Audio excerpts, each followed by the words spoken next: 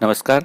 कक्षा 12वीं, विषय मनोविज्ञान, चैप्टर नंबर 5, मनोभार एवं स्वास्थ्य। आज के युग में मनोभार रहित जीवन संभव नहीं है।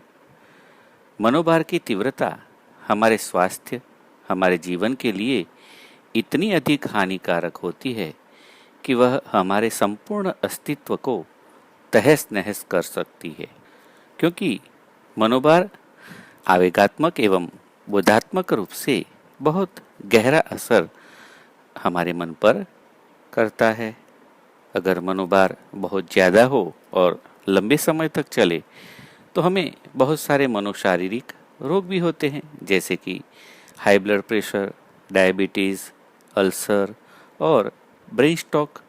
इसीलिए मनोभार को हल्का करना या उसका सामना करना हमें सीखना ही चाहिए।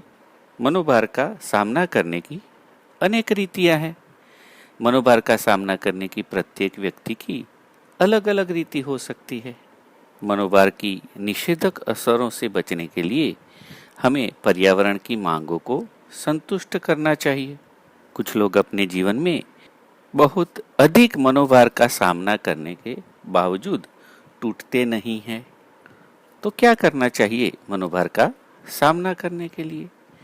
मनोभार का सामना करने के लिए हमें आंतरिक एवं बाह्य पर्यावरण का निरीक्षण करके रास्ता निकालने का प्रयास करना चाहिए। जीवन में आने वाले परिवर्तनों के साथ हम समायोजन साध सके, ऐसा प्रयास हमें करते रहना चाहिए। सामान्य रूप से जब हमारे सामने कोई समस्या उत्पन्न हो तो सबसे पहले हमें उसकी समीक्षा करनी चाहिए कि वह कितनी हानिकारक है या लाभकारक है। फिर उस समस्या का हल ढूंढने के लिए हमें सर्वश्रेष्ठ विकल्प पसंद करके उसका समाधान करना चाहिए। किंतु कई बार तो परिस्थिति के बारे में विचार करने का या समीक्षा करने का अवसर भी नहीं मिलता है। ऐसे अवसर पर व्यक्ति को तत्कालीन सहज स्वयंस्फुरित जो प्रतिक्रिया है उसके द्वारा समस्या का हल कर देना चाहिए। यानी कि उस वक्त हमारे दिल दिमाग से जो भी उपाय हमें ठीक लगे उस उपाय को हमें सीधे अमल में ला देना चाहिए। कई बार तो आवेगात्मक मनोभार एवं दर्द में राहत या आराम के लिए रोना एक आंतरिक सहज प्रतिक्रिया होती है। वो अपने आप ही साहजिक रूप से होने लगती है। उससे व्यक्ति को आवेगात्मक मनोभार में राहत मिलती है, आराम मिलता है। मनोभार का सामना करने की कौन सी रीतियां हैं, किस पद्धति के द्वारा हम मनोभार का सामना करें, उसको अब समझते हैं। मनोभार का सामना करने की प्रविधियों को 3 विभाग में वर्गीकृत किया गया है। पहली है समस्या केंद्रित प्रविधि, दूसरी आवेग केंद्रित प्रविधि और तीसरी है अहम बचाव केंद्रित प्रविधि। इन तीनों प्रविधियों के द्वारा हम मनोभार का सामना कर सकते हैं और मनोभार को कम कर सकते हैं। आइए इन तीनों प्रविधियों को हम क्रमशः समझते हैं। सबसे पहले समस्या केंद्रित प्रविधियां। समस्या केंद्रित प्रविधियों में व्यक्ति मनोभारक के साथ प्रत्यक्ष कार्य करता है। फिर वह प्रक्रिया चाहे व्यवहार के द्वारा होती हो या मानसिक हो, यानी कि व्यक्ति अपने बाह्य व्यवहार के द्वारा या मानसिक रूप से सोच विचार करके मनोभार उत्पन्न करने वाली परिस्थिति या घटना क्या है उसके विषय में सोचता है और उससे बाहर निकलने का प्रयास करता है। यानी कि मनोभार उत्पन्न करने के लिए जिम्मेदार परिस्थिति या घटना या कारण को दूर करने का प्रयास करता है समस्या के केंद्र तक जाकर। इसीलिए इसे समस्या केंद्रित प्रविधि कहते हैं। इस प्रविधि में व्यक्ति समस्या के मूल तक जाकर उसे दूर करने के लिए प्रतिक्रिया देता है या व्यवहार करता है। इसका मूल उद्देश्य समायोजन साधना होता है और परिस्थिति के साथ समायोजन साधने के लिए व्यक्ति स्वयं ही मनोभारजनक परिस्थिति की समीक्षा करता है और उसके आधार पर एक तार्किक और रचनात्मक प्रविधि अपनाकर मनोभार का सामना करने का प्रयास करता है। व्यक्ति सोचता है कि समस्या कैसे और क्यों उत्पन्न हुई और उसका उपाय क्या हो सकता है।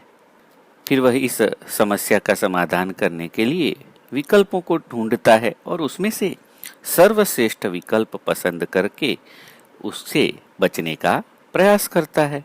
एक उदाहरण के द्वारा समझते हैं। मान लीजिए आप बाइक लेकर कहीं किसी काम से जा रहे हैं और अचानक उसमें पेट्रोल खत्म हो गया। आपको समय पर पहुंचना आवश्यक है।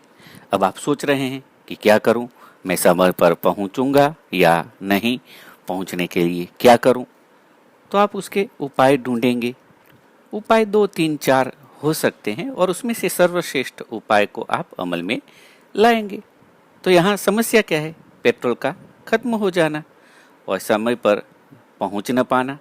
तो आप बाइक में पेट्रोल कैसे डलवाएं, कहाँ से डलवाएं और जल्द से जल्द कैसे डलवाएं, इस विषय में सोचेंगे और उसका उपाय करेंगे। ये हुई समस्या केंद्रित प्रविधि, जिसमें समस्या को केंद्र में रखकर उसका उपाय ढूंढने का प्रयास किया जाता है। समस्या केंद्रित अभिगम की 3 प्रविधियां हैं। पहली है समस्याओं का सामना करना, दूसरी समस्या से विमुख होना और तीसरा कोई रास्ता अपनाना। पहली प्रविधि की बात करते हैं, समस्याओं का सामना करना। यानी कि इसमें व्यक्ति जो समस्या है उससे जो खतरा है उस खतरे को दूर करने का या उसके प्रभाव को कम करने का या उसे नष्ट करने का प्रयास करता है। इस प्रविधि में व्यक्ति सामने आई हुई समस्या का सामना करता है और खतरा दूर करने का या खतरे से बचने का प्रयास करता है। जैसे कि परीक्षा में कोई विद्यार्थी फेल हो जाए तो वह पुनः परिश्रम करता है और फिर से सफल होने के लिए प्रयास करता है। यानी कि उसके सामने जो समस्या है उसका वह सामना करता है। यानी कि समस्या का सामना करना और उससे होने वाले खतरे से बचना। दूसरी प्रविधि है समस्या से विमुख होना। यानी कि खतरे से स्वयं को दूर रखना या सौदाबाजी एवं समाधान करना। यहाँ पर व्यक्ति सामने आई हुई समस्या युक्त परिस्थिति से पलायन करता है, यानी कि उससे बचकर भागना चाहता है। जैसे कि परीक्षा में फेल होने वाला जो छात्र है वह परीक्षा देना या पढ़ाई करना ही छोड़ देता है। यानी कि फेल होने की जो समस्या है उससे वह विमुख होता है, उससे भागता है, पलायन करता है। तीसरी प्रविधि है तीसरा कोई रास्ता अपनाना। यानी कि मनोभार का प्रतिकार करना अथवा प्रतिकारक शक्ति बढ़ाना अथवा मनोभार की शक्ति कम करना। इस प्रविधि के द्वारा व्यक्ति, हमने जो ऊपर 2 प्रविधियों को समझा, एक में व्यक्ति उसका सामना करता है और परिश्रम करके पास होता है, दूसरे में व्यक्ति परीक्षा से बचने के लिए पढ़ाई ही छोड़ देता है। किंतु यहाँ व्यक्ति 2 प्रतिक्रियाओं से अलग तीसरी कोई प्रतिक्रिया करता है।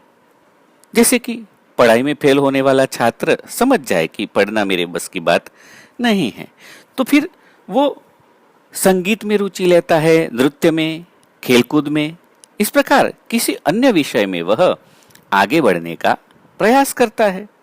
इस प्रकार वह तीसरा ही रास्ता अपनाता है।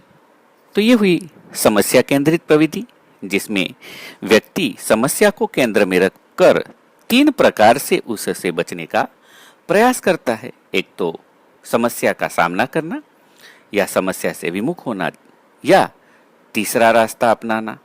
मनोभार का सामना करने की दूसरी प्रविधि है आवेग केंद्रित प्रविधि।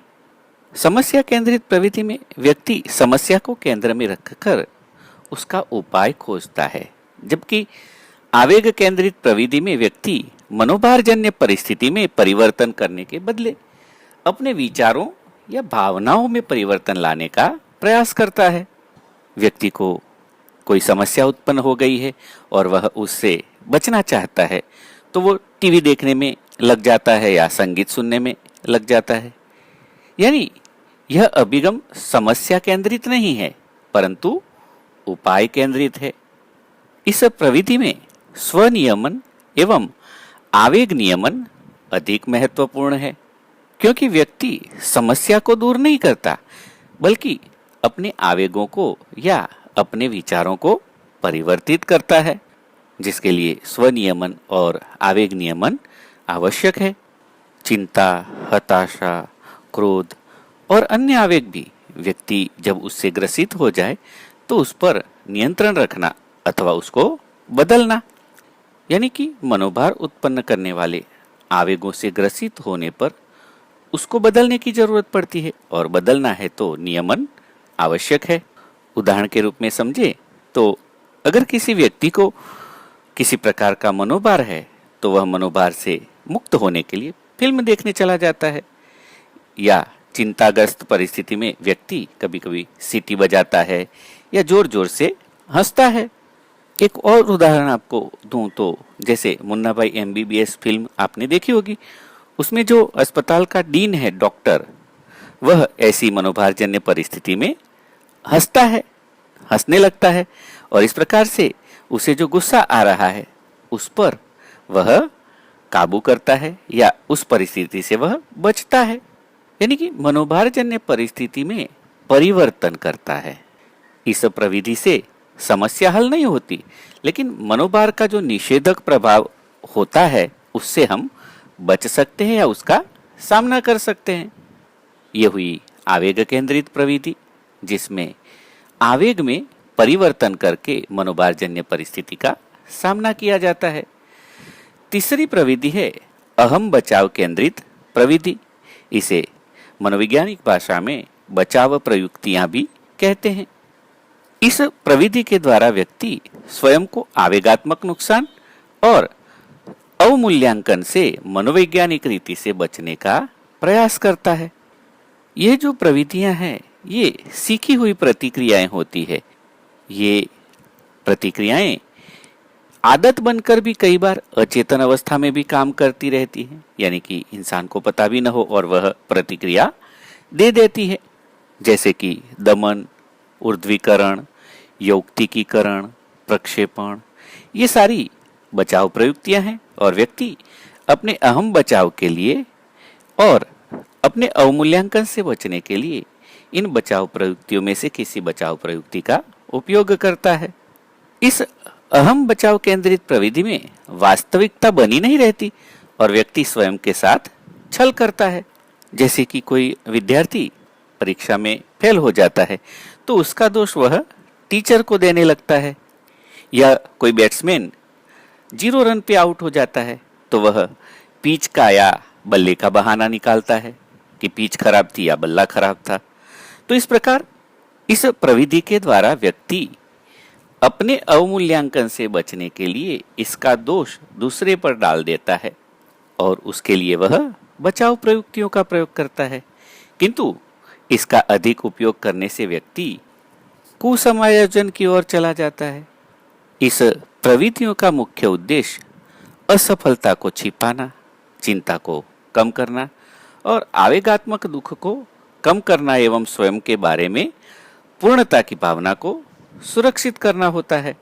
यानी कि इस अहम बचाव केंद्रित प्रविधि के द्वारा व्यक्ति अपनी असफलता को छुपाता है, अपनी असफलता के लिए दूसरों को कारण रूप बताता है और इस प्रकार अपनी चिंता को वह कम करता है। और साथ ही खुद तो सक्षम है, खुद तो पूर्ण है, उसे तो सब आता है, किंतु दूसरे की गलती है ऐसा वह दिखाने का प्रयास करता है। तो ये हुई मनोभार का सामना करने की रीतियों की बात। यहाँ यह मुद्दा पूर्ण होता है। मैं आशा करता हूँ कि आपने इसे अच्छे से समझा होगा। नमस्कार, सबका मंगल हो।